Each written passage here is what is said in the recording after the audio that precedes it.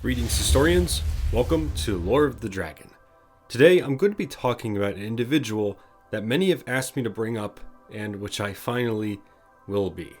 She's been an integral part of Spyro's adventures, at least early on, yet just disappeared later, or fell out of relevance, if you want to put it that way.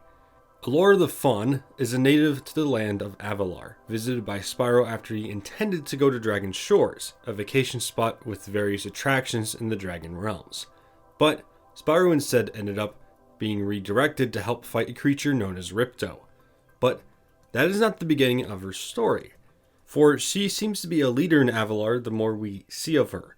Elora's actions later show her both being commanding, aware of all the happenings that are going on in the land, and we see her concern for the well-being of those in Avalar.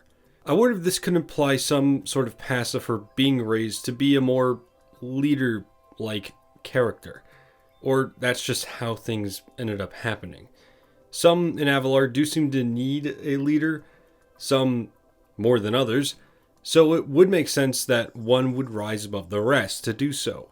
I'd say speculate about this in the comments and see what you all can come up with. Maybe come up with an idea of what Elora's early life might have been like. Continuing on to a week before Spyro arrived in Avalar, Elora, the professor, a mole, and a cheetah named Hunter were observing, and in the case of the professor, testing a structure called the Super Portal. A portal that can send people farther than any other. Everything was going relatively well, but the control of the portal was taken by Hunter, who put in the numbers of his birthday as coordinates, but this accidentally led to a threat coming into Avalar. Ripto and his minions, Crush and Gulp, flew through the portal, to the shock of both parties, but Ripto found himself amused by the prospect of a new land that he could take over. So he ordered Crush to get his things back from wherever they came from, but Elora told another that was there, a fairy named Zoe, to take the devices powering the super portal, called orbs, and scattered them across Avalar. Zoe, along with other fairies, did so, grabbing the orbs and shutting down the super portal. This had the desired effect of shutting off Ripto from getting more resources to take over Avalar, but Ripto didn't seem to have any issues crowning himself the king of these various lands. After this encounter, Elora and the others seeked a way to rid themselves of this new threat. It could have been stopped by one of them, Hunter, but he didn't. While Elora wondered why Hunter hadn't chased Ripto and stopped him from grabbing one of the orbs as it was being taken away, he retorted saying that he overheard Ripto saying something about having a disdain for dragons, and this led to them bringing a dragon into Avalar, in which case caused Spyro to be brought into Avalar like I mentioned before. The Professor, Elora, Hunter, and Zoe arrived in Glimmer, and began their search for a dragon, eventually finding and redirecting a dragon, which again was Spyro. After a few mocking comments towards Spyro from Hunter, calling him rather small or rather insignificant, if you want to put it that way, the portal behind them was destroyed by a blast of fire. Ripto arrived soon after, riding atop Gulp, but smelled something odd about the group. Then, as they were getting their footing again, he saw Spyro and became furious due to his hate of dragons. As he was charging up another blast of fire with his scepter, most likely to end Spyro, Zoe rushed and grabbed the scepter, getting it as far away from Ripto as she could. But of course Ripto told Crush and Gulp to stop her, though not only did this result in Crush hitting Ripto off of Gulp, but Gulp took the scepter in his mouth before Zoe could get away and swallowed it, to Ripto's disdain. The most that Ripto said was that he'd deal with Spyro later, and then he left. When Spyro asked who that was, Elora explained that his name was Ripto, but that she didn't have time to explain all he had done in Avalar quite yet. She gave Spyro a magic guidebook to help him navigate through Avalar, and told Spyro to meet her in a place called Summer Forest, and left Spyro to find his way there himself with the assistance of the guidebook. Once he arrived, the two officially introduced themselves, and Spyro mistook Elora for a goat, but was quickly corrected. After Spyro was asked if he met the gem cutters from Glimmer, and he responded yes, he mentioned something about a souvenir, a talisman, they called it. Elora was shocked to hear that, to the confusion of Spyro, who just put it in his guidebook. It was then that Elora mentioned that there were 14 talismans in Avalar, and that they were all magical, and if collected, they could be used to defeat Ripto. Then, from behind Spyro, Hunter came out of the portal. Elora asked where he had been, but he just replied that he got a little lost. Elora continued, and to the shock of both Spyro and Hunter, she said that the dragon would help them to collect the talismans. She explained as of right now, getting to Dragon Shores wasn't a possibility for Spyro, as Ripto was preventing that. So she said that it would be up to him to travel to the worlds of Avalar, collect the talismans, and then there could be a chance that he could get to Dragon Shores.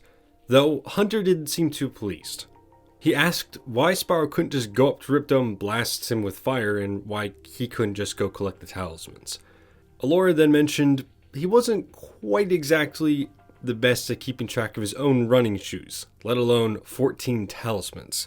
Then she turned back to Spyro, explaining that he should try to collect orbs too, as they were also important, but she'd explain why later. As Spyro traveled through Avalar, Elora, at least in cut content for Spyro 2, mentioned the backgrounds to each world, some even being pitted against each other in war caused by Ripto. Spyro went in, and for the most part ended them, collecting the talismans. Hunter, Elora, and the professor would give quests to Spyro for orbs, but Hunter's were a bit strange, to put it lightly. Eventually, Spyro would confront Ripto for a second time in a place called Autumn Plains. After he seemed to fall a rather large distance, it was believed that Ripto was finished. Spyro freed the castle of Autumn Plains from Ripto, and got a surprise visit from Elora, to his shock. Now, with the work that Spyro had done, Elora mentioned that the creatures within Avalar were finally returning to peace, and because of that, she wanted to give Spyro a little break. Then, Spyro asked if Elora would be joining him in taking a break, but she just said that she was going to head to Winter Tundra to check up on the professor. With the seemingly recent defeat of Ripto, the super portal was activated, using the orbs that Spyro had collected, just to allow Spyro to head home, as his task seemed like it was finished. Spyro then would take a quick nap, and Elora would head on, but would be followed by Spyro closely after, as he got up only moments after he fell asleep. All would seem to be going well, but things in Winter Tundra would seem to turn for the worse. As the professor was trying to reactivate the super portal using a massive power crystal and orbs, Ripto threw a bomb at their feet, forcing them away from the portal, and causing the power crystal to fall from its casing to the ground. They found that an unsavory character, a bear called Moneybags, had been persuaded by Ripto to give him a few bombs. Elora realized that they needed to get the power crystal back, but as the professor was reaching for it, he was threatened by Ripto with one of his bombs. Ripto picked it up and said that this would forge him a fine new scepter. Realizing what that would mean, and realizing that Ripto would have newfound power, Elora told Hunter to do something, which ended up with Hunter doing what I only can describe as lazily swinging for the crystal and telling Ripto to give it back. When Elora looked at him in confusion, Hunter just said, "Well, I tried." "Nice going, Hunter." Ripto climbed the steps of Winter Tundra's castle and looked down to them and claimed that once he had a new scepter, he named this place to Riptonia, and of course, be the sole dictator. He locked himself inside, most likely knowing that Spyro would come to stop him.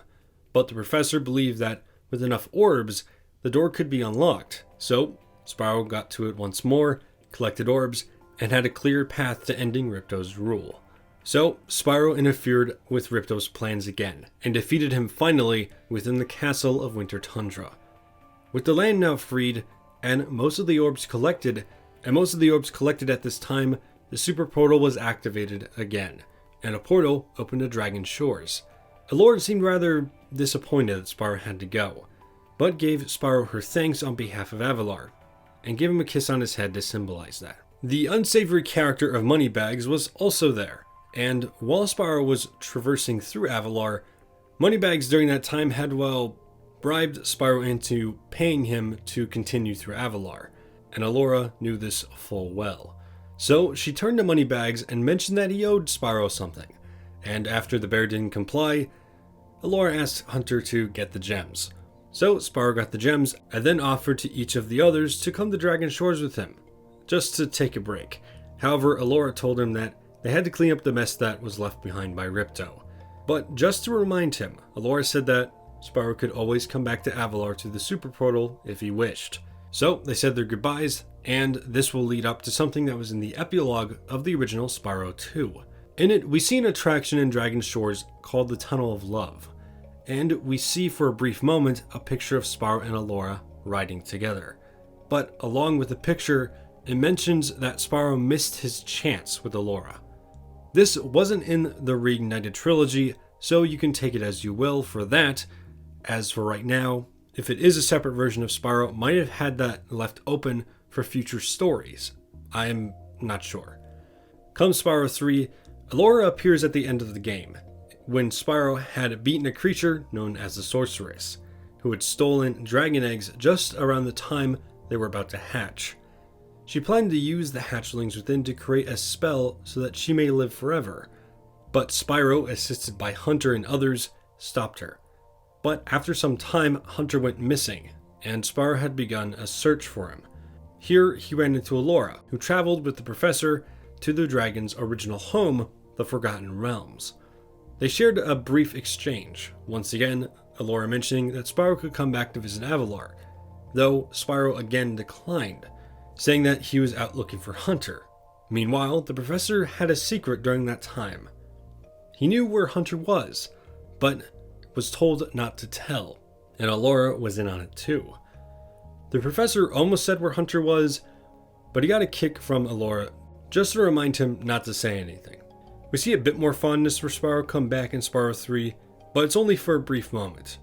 When Spyro finally found Hunter in a place called Fireworks Factory, Hunter was expressing his love toward another individual, a sorceress apprentice known as Bianca, who had switched sides during the story of Spyro 3 to the side of Spyro. While Spyro was appalled by this, Elora just told him to relax and then sat by his side as fireworks shot off in the sky. Now, most likely after that, maybe Spyro visited Avalar, but as for the games, this is the last time we see Spyro and Elora ever meet. So we don't really know what happened to Elora after Spyro 3.